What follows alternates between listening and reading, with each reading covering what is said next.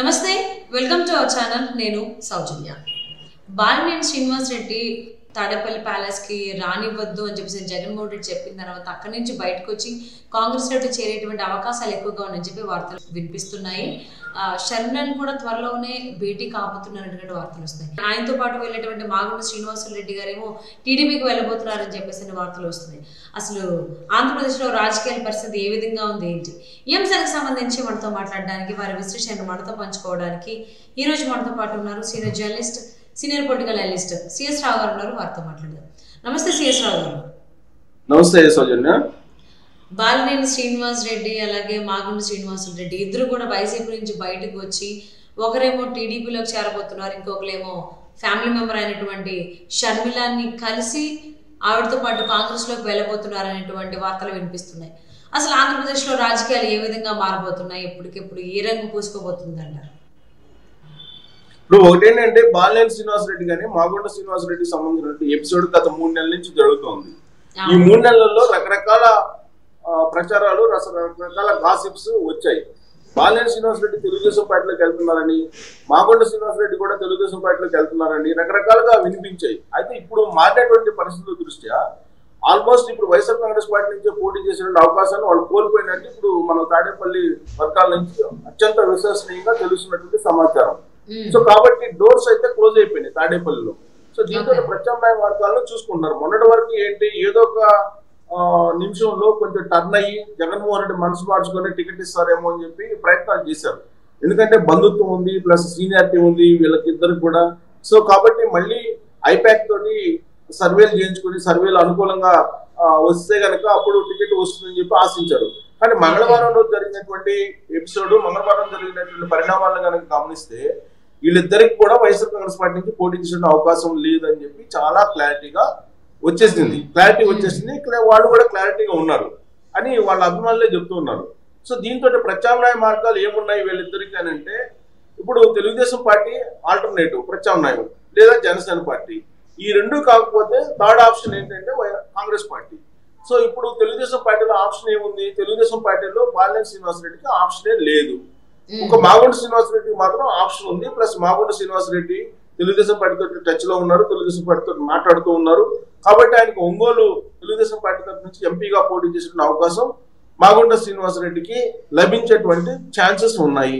అలాగే మాగుంట రాఘవరెడ్డి అంటే శ్రీనివాస్ రెడ్డి కుమారుడు, ఆయనకి కూడా అవకాశం ఇచ్చేలాగా తెలుగుదేశం పార్టీ ఒక రకంగా గ్రీన్ సిగ్నల్ ఇచ్చింది కూడా తెలుస్తుంది.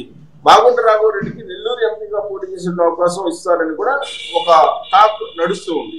సో మాగుంట వరకు క్లారిటీ ఉంది. తెలుగుదేశం పార్టీలో కొంచెం అవకాశాలు ఉండి తెలుగుదేశం పార్టీలో అవకాశం ఇవ్వడానికి కూడా తెలుగుదేశం పార్టీ సిద్ధంగా ఉంది.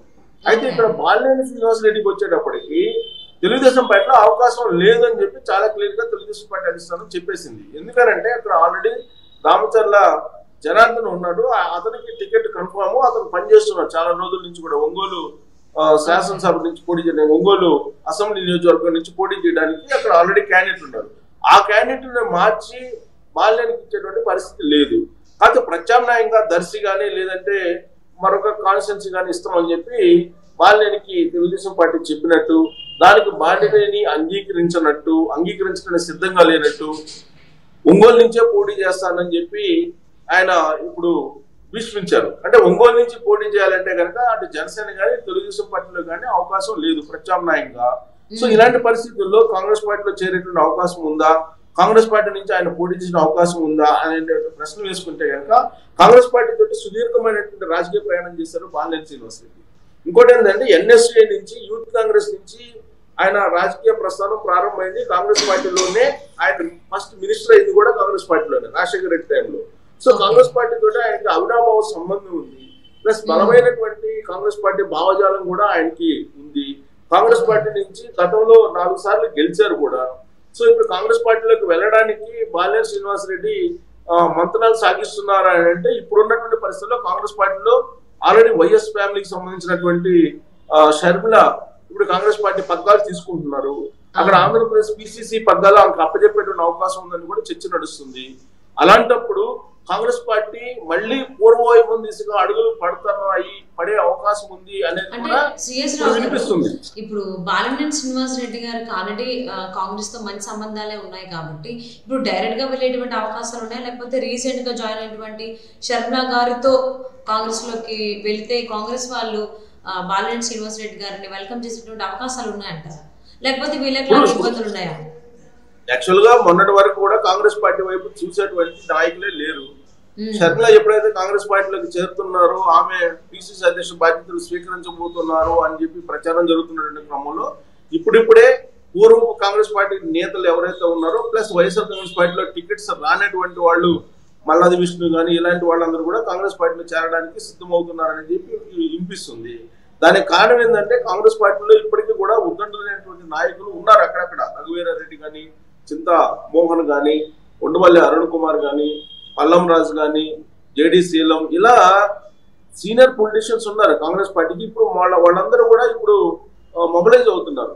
సో ఇలాంటి పరిస్థితుల్లో షర్మిల కనుక అక్కడ కనుక పార్టీ బాధ్యతలు అప్పచెప్తే కనుక తెలంగాణలో ఏ విధంగా అయితే రేవంత్ రెడ్డి కాంగ్రెస్ పార్టీని మళ్ళీ పూర్వవైపు దిశగా నడిపించారో అదే తరహాలో షర్మిల నడిపిస్తారనేది కాంగ్రెస్ పార్టీ అధిష్టానం యొక్క ఆలోచన.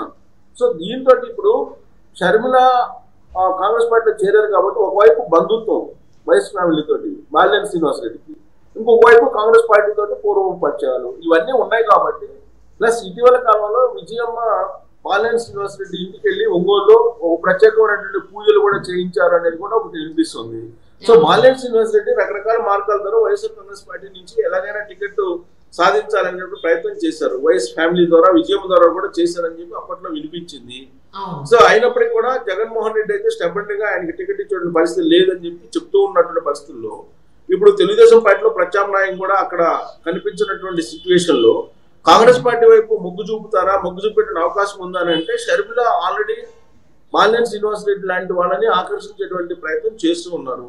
షర్మిల తన సత్తా ఏందో నిరూపించుకునేటువంటి ప్రయత్నంలో భాగంగా ఆమె కాంగ్రెస్ పార్టీ పగ్గాలు స్వీకరించబోతున్నారు. ఇలాంటి పరిస్థితుల్లో ఇప్పుడు ఆమె కుమారుడి వివాహం ఉంది, ఫిబ్రవరి 17-18 తారీఖులో ఉంది. సో ఆమె కార్డుల్ని ఇన్విటేషన్ కార్డుల్ని డిస్ట్రిబ్యూట్ చేస్తున్నారు అందరికి. ఆ క్రమంలో ఫస్ట్ రాజశేఖర్ రెడ్డి సమాధి వద్ద ఇడుపులపాయలో ఇన్విటేషన్ కార్డు నుంచి ఆ తర్వాత అన్నను కలవడం జరిగింది జగన్మోహన్ రెడ్డిని. జగన్మోహన్ రెడ్డి కలిసి ఆయనకి ఇన్విటేషన్ ఇచ్చారు. ఆ తర్వాత రేవంత్ రెడ్డి కలిసి ఇన్విటేషన్ ఇచ్చారు. ఇప్పుడు బాలినేని శ్రీనివాస్ రెడ్డి కూడా కలిసి ఇన్విటేషన్ ఇవ్వడానికి షర్మిల వెళ్ళబోతూ ఉన్నారు. ఆ సందర్భంగా భేటీ అవుతారు ఇద్దరు. సో భేటీ అయిన తర్వాత వాళ్ళిద్దరి మధ్య షర్మిలను ఉపయోగించుకుని లేకపోతే ఇంతకు ముందు మంచి సంబంధాలు ఉన్నాయి కాబట్టి కాంగ్రెస్ లోకి వెళ్ళేటువంటి అవకాశాలు ఉన్నాయి. మరి మాగుంట శ్రీనివాస్ రెడ్డి గారి పరిస్థితి ఏంటంటారు?